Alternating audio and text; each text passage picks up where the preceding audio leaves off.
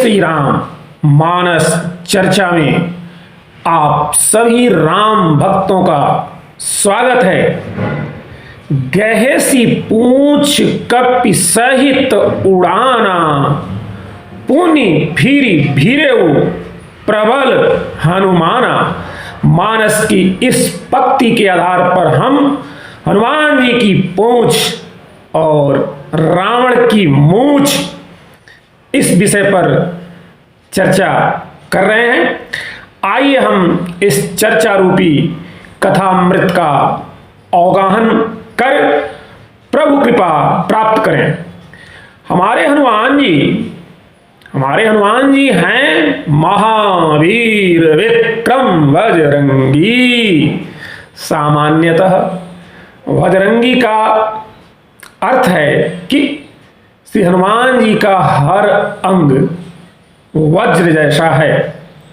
राम जी की पूरी सेना में हनुमान जी ही एक ऐसे इकलौते हैं जिनको कोई परास्त नहीं कर पाया है और ना ही कोई उन पर अस्त्र प्रहार कर पाया है। सभी मूर्छित हुए हैं, भगवान तक मूर्छित हो गए। मेघनाद के नागपाश ने भगवान तक को बांध लिया, लेकिन हनुमान जी को नहीं। और जो बंधन हम अशोक वाटिका में देखते हैं, जो बंधन हनुमान जी पर अशोक वाटिका में आया है, वह भी हनुमान जी की इच्छा से आया है, क्योंकि बध कर ही वह रावण के दरबार में जाना चाहते हैं। और हनुमान जी यह संसार को दिखाना भी चाहते हैं कि कितना भी बड़ा प्रकृति या परिस्थिति का बंधन आ जाए, भगवान की कृपा का हमेशा भरोसा करें, क्योंकि वह एक दिन पहले ही मात्र एक दिन पहले ही भगवान की कृपा का दर्शन कर चुके हैं।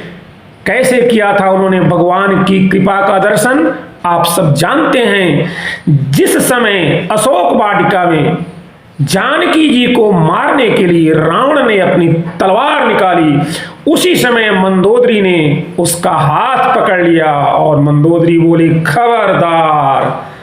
तभी हनुमान जी समझ गए कि भगवान की लीला, जब राम बचाएं तो मारे कौन, और जब भगवान मारे तो बचाए कौन।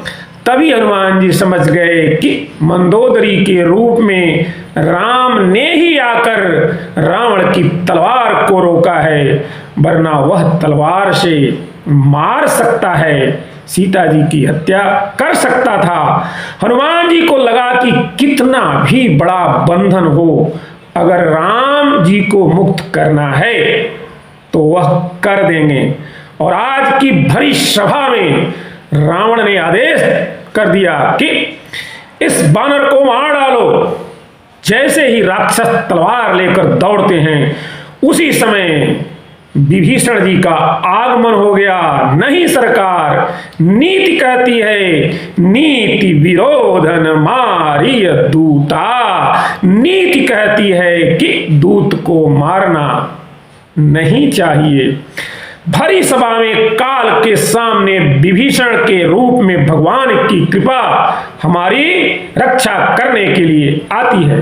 चूंकि हम भगवान का भजन नहीं करते, इसीलिए हमें भगवान की कृपा की अनुभूति नहीं होती है। सही बात है, जब हम भगवान का भजन नहीं करेंगे तो हमें भगवान की कृपा की अनुभूति नहीं हो पाएगी। हर कदम पर तू जहां चलेगा मेरा साया साथ होगा, तू जहां जहां चलेगा मेरा साया साथ होगा। ऐसे हैं भगवान, तो भगवान की कृपा को कभी बिसारिए मत। संसार पर भी भरोसा मत करिए, संसार पर भरोसा मत करिए, पर राम पर भरोसा करिए। राम पर तो भरोसा करिए ही। श्री भरत जी ने बहुत ही सुंदर शब्द कहा एक ही शब्द है, मोहे रघुवीर भरोस। मोहे रघुवीर भरोस। हनुमान जी अगर बंधन में बंधे हैं तो जगत को, संसार को समझाने के लिए बंधे हैं कि कितना भी भयानक बंधन क्यों न हो, कितना भी भयानक बंधन क्यों न हो, काल भी शीश पर आकर क्यों न खड़ा हो, काल के दरबार में भगवान विभीषण के रूप में खड़े हो जाते हैं और बोलते हैं, नीति विरोध न मारिय दूता।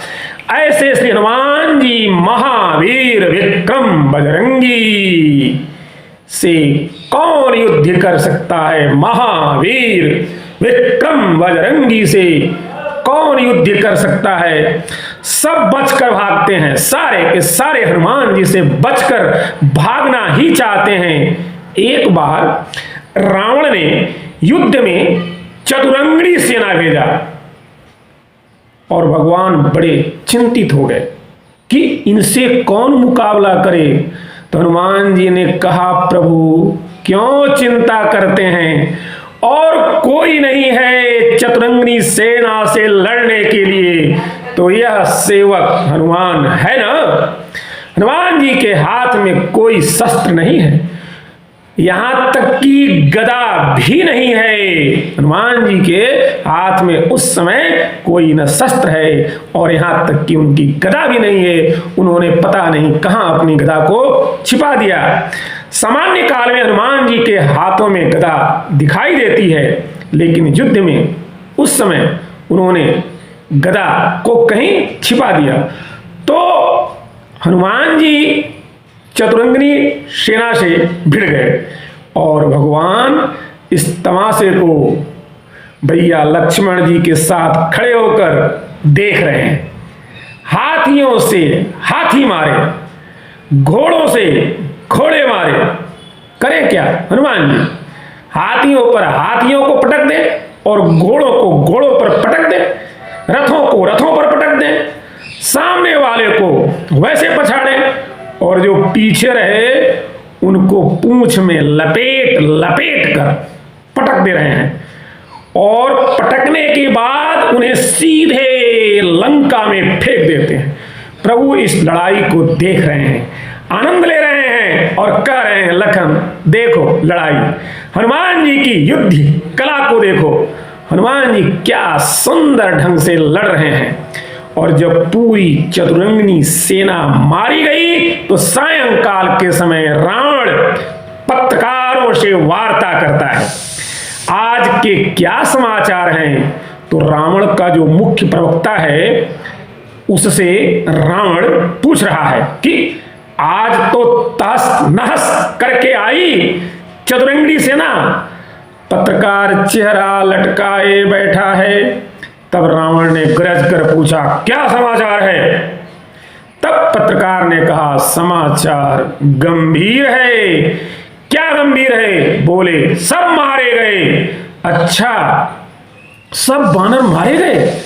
उन्होंने कहा, बानर नहीं मारे गए, आपकी पूरी चतुरंगिणी सेना मारी गई। बोले, पूरी सेना? बोले, हाथियों से हाथी मार डाले, घोड़ों से घोड़े मार डाले, रथियों से रथी मार डाले, और जो शेष बचे थे उन्हें बानर ने पूंछ में बांधकर फेंक कर मार डाला। आपको पता ही है कि रावण हनुमान जी की पूंछ से बहुत चिढ़ता है। लंका में जब हनुमान जी जानकी जी के पास आए तब भी रावण को हनुमान जी की पूंछ ने बहुत परेशान किया है। जब रावण खर्राटे लेकर सो रहा है, मुंह फाड़ कर सो रहा है, तब हनुमान जी ने अपनी पूंछ को उसकी नाक में घुसाया। इस तरह रावण दे छींक मारता, और जब रावण फिर खर्राटे ले लेता तो फिर हनुमान जी वही काम करते, उसकी नाक में पूंछ घुसा देते। सोते सोते रावण बड़बड़ाता रहता। क्या बड़बड़ाता भाई? अरे इस बानर की पूंछ को पकड़ो, अरे इस बानर की पूंछ को पकड़ो, इस बानर की पूंछ को पकड़ो। सारी लंका में पूंछ ही पूंछ। अब रावण को लगा कि कैसे इस बानर को मारा जाए। तो रावण ने अपनी 60,000 सैनिकों की अमर सेना जो अमृत पिए हुए है, जो कि मरती नहीं है, अपने सेनापतियों को बुलाया और कहा इनको भेजो, जाओ। और जब अमर सेना को आदेश हुए तो भगवान भी घबरा गए कि इस सेना को कैसे मारा जाए, यह तो अमर है, इनको मारा नहीं जा सकता। जिसको किसी भी प्रकार से भगवान भी न मार पाए, वही तो अमर है। और अमर है ऐसा दुर्गुण जिसे न तो संत सुधार पाए, न भगवंत सुधार पाए, और वही अमर है। जो मरने को ही तैयार नहीं है, जो बुराई मरने को भी तैयार नहीं है, उसको कौन मारे। भगवान तो घबरा गए। हनुमान जी ने कहा भगवान चिंता मत करो, हम हैं ना, आप चिंता क्यों करते हैं। भगवान बोले तुम राक्षसों को मार सकते हो, पर यह तो अमर सेना है, अमर को अमर मार सकता है। हनुमान जी ने कहा हम भी अमर हैं, चिंता मत करें प्रभु। तुम अमर कैसे हो। तो हनुमान जी बोलते हैं हमको माँ का आशीर्वाद है, अजर अमर गुण निधि सुत हो, करहु बहुत रघु नायक छोहु। हम आज देखते हैं कि कैसे नहीं मरते ये अमर सेना। हनुमान जी को तो मालूम है कि इनको कितना ही मारो, कुछ भी करो, ये मरने वाले तो हैं नहीं, तब क्या करें। हनुमान जी ने कहा ऐसी बुराई को मिटाने का एक ही तैयार है, क्योंकि जो बुराई मिटने को तैयार नहीं है, मरने को तैयार नहीं है, बदलने को तैयार नहीं है, उस बुराई को आंखों से दूर कर दो, उसे दृष्टि से हटा दो। बुराई अगर सही नहीं हो रही है तो उसकी उपेक्षा करो, उसको अपनी दृष्टि से दूर कर दो, उसका चिंतन बंद कर दो, अपने आप वह बुराई मर जाएगी। बुरे लोग जीवित क्यों हैं हमारे समाज में। बुरे लोग हमारे समाज में जीवित क्यों हैं, क्योंकि हम उनका चिंतन करते हैं, हमारे द्वारा बुरे लोगों को जीवन प्रदान हो रहा है। मेरा कथन आप लोग अन्यथा न लें, और इसके लिए मैं किसी और वजह से कह रहा हूं कि आज समाज में बुराई कितने बड़े पैमाने पर दिख रही है कि आज समाज में आप देख रहे हैं कि बुराई कितने बड़े पैमाने पर दिख रही है। सच में बुराई दिखाई नहीं दे रही है, बल्कि बुराई दिखाई जा रही है, बुराई दिखाई जा रही है। अखबार के माध्यम से, चैनलों के माध्यम से, इतना बड़ा देश है जिसमें लगभग 140 करोड़ जनता रहती है, उसमें कुछ न कुछ तो गलत होगा ही। कुछ लोग लड़ेंगे, कुछ अश्लीलता होगी, लेकिन वही चीजें खोज खोज कर, ढूंढ ढूंढ कर, बीन बीन कर लाई जा रही है और दिखाई जा रही है। एक चैनल सुबह से वही बुराई चालू करता है, वही नहीं, और बताओ क्या हो रहा है, और बताओ कैसा लग रहा है, लोग कैसा कर रहे हैं, तुम्हारे लिए रो रहे हैं, लोग तुम्हारे चैनलों को रो रहे हैं। तो बुराई को दिखाइए मत, बुराई को प्रसारित मत कीजिए, बुराई को प्रसारित मत कीजिए, बुराई का प्रदर्शन मत कीजिए, शुभ का प्रदर्शन कीजिए, शुभ को दिखाइए, शुभ का प्रचार कीजिए। बुराई अपने आप छिप जाएगी, नष्ट हो जाएगी। बुराई को अगर प्रकट करोगे तो ऐसा लगेगा कि सर्वत्र बुराई ही बुराई है। यह जो अमर सेना है, ऐसी बुराई है जो न मरने को तैयार है, न सुधरने को तैयार है। तो हनुमान जी ने सोचा कि इनको आंखों से दूर कर दिया जाए, लड़ना तो इनसे बेकार है, सुधार की कोई गुंजाइश है ही नहीं, तो खेल में परास्त कैसे करें। तो क्या किया हनुमान जी ने, उससे उन्होंने खेल में ही इनको दूर फेंकने का निर्णय किया। हनुमान जी ने अपनी पूंछ बढ़ाई और 60,000 अमर सेना को अपनी पूंछ में लपेटा और पहले तो कस के घुमाया, और जब घुमाते घुमाते घुमाते इनको चक्कर आने लगा और ये मूर्छित होने लगे, तो हनुमान जी इतनी जोर से इन्हें सारी सेना को ऊपर फेंका, जो पृथ्वी की गुरुत्वाकर्षण शक्ति है उसके ऊपर अंतरिक्ष में चले गए। जैसे अंतरिक्ष में यान घूमते रहते हैं, अंतरिक्ष में ऊपर जाओ, उन्होंने हनुमान जी ने इन सबको ऊपर भेज दिया। हनुमान जी ने कहा जाओ बेटा और चक्कर काटते रहो, वहीं बैठते बैठते टीवी देखते रहो, आपस में बात करते रहो, अखबार पढ़ते रहो, मारने की आवश्यकता ही नहीं पड़ी, आंखों से दूर कर दिया। रावण तो बड़ा प्रसन्न बैठा, काफी पी रहा है, हुक्का गुड़गुड़ा रहा है। संध्या के समय अखबार वाले फिर आते हैं, सारे चैनलों के कैमरे सेट हो गए। रावण आया काफी का कप हाथ में लेकर, बोला क्या समाचार है? पत्रकार बोले गए गए। कौन गए? बोले सब गए। बोले क्या सेना सारी लौट गई? लंका से तपस्वी सारे लौट गए? बोले नहीं, तपस्वी और बानर तो सब जमे हुए हैं। फिर कौन गया? बोले आपकी अमर सेना गई।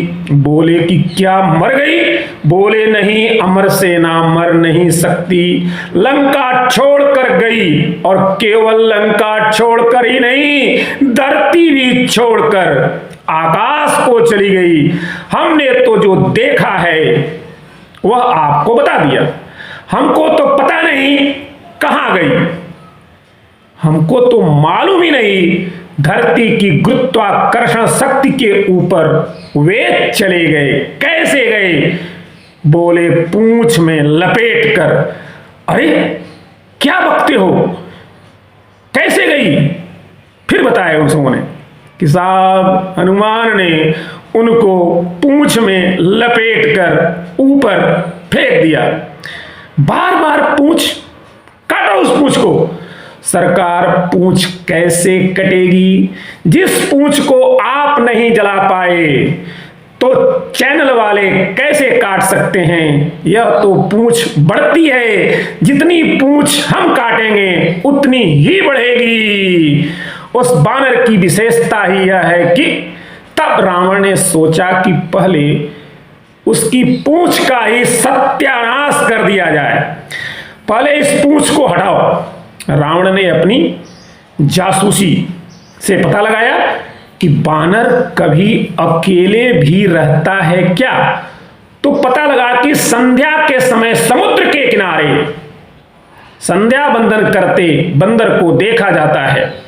देखो इस देश के बानर युद्ध के समय भी संध्या वंदन करते हैं, मगर आज ब्राह्मण भी संध्या वंदन नहीं करते हैं। कैसी विचित्र बात है, बानर संध्या वंदन करता है, युद्ध के समय करता है, हम घर में भी नहीं करते हैं। तो रावण ने सुना संध्या के समय समुद्र के किनारे बानर संध्या वंदन करता है, तो रावण धीरे धीरे चोरी से गया। रावण को चोरी करने की बड़ी आदत है, बहुत बड़ा चोर है, छुप के चला गया वह उस बंदर के पास, अर्थात हनुमान जी के पास वह छिप करके गया। और हनुमान जी ध्यान में बैठे हैं, संध्या वंदन कर रहे हैं। रावण आते ही हनुमान जी की पूंछ को पकड़ लिया। इसको पूंछ से तो चिढ़ ही थी और वह झटका मारकर पूंछ उखाड़ने का प्रयास करता है। कई बार गिर पड़ा, जरा सी पूंछ खींची तो धम से गिरा। तो हनुमान जी इधर उधर देखे तो रावण सामने तो आ नहीं रहा है। वह बार बार हनुमान जी की पूंछ को खींचता है, परंतु पूंछ है कि उखड़ नहीं रही है। अब हनुमान जी ध्यान देते हैं तो देखते हैं उसको। फिर हनुमान जी क्या करते हैं, जय श्री राम बोलते हैं, और जय श्री राम बोलकर हनुमान जी आकाश की ओर उड़ पड़ते हैं। अब हनुमान जी आकाश में उड़े जा रहे हैं, पूंछ रावण के हाथ में। रावण डर के मारे बोला, भोलेनाथ हे शंकर भगवान रक्षा करो, रक्षा करो, रक्षा करो। अभी तक रावण हनुमान जी की पूंछ उखाड़ना चाह रहा है, अभी तक, पर अब उसी पूंछ से डर रहा है कि कहीं पूंछ उखड़ न जाए। अगर पूंछ उखड़ गई तो क्या होगा? हे भगवान, कहीं पूंछ उखड़े नहीं और मैं अगर धम से नीचे गिरा तो बेमौत ही मरा। जो रावण पूंछ को उखाड़ने की कोशिश कर रहा है और वह भगवान से प्रार्थना कर रहा है, बचाओ बचाओ हे भगवान, पूंछ उखड़े नहीं, पूंछ को उखाड़ने आया और पूंछ को नहीं उखड़ने की प्रार्थना कर रहा है। अब कह रहा है हे भगवान बचाओ, पूंछ की रक्षा करो, पूंछ की रक्षा करो। गोस्वामी जी ने तभी तो बहुत सुंदर ढंग से लिखा, गहसी पूंछ कपि सहित उड़ाना, गहसी पूंछ कपि सहित उड़ाना, पूनी फिरी भिरेऊ प्रबल हनुमाना। जैसे ही रावण ने पूंछ पकड़ी, हनुमान जी उड़ान भर दी। फिर आकाश में हनुमान जी ने रावण की खूब धुनाई की और जब खूब धुनाई की तो रावण ने धीरे से हनुमान जी से कहा, अरे क्या मार ही डालोगे क्या? तो मार डाल रहा है मुझे, छोड़ मुझे छोड़। तब हनुमान जी ने रावण को लंका में फेंका। ऐसे हैं श्री हनुमान जी, महावीर विक्रम बजरंगी, कुमति निवार सुमति के संगी। जय श्री राम, जय हनुमान।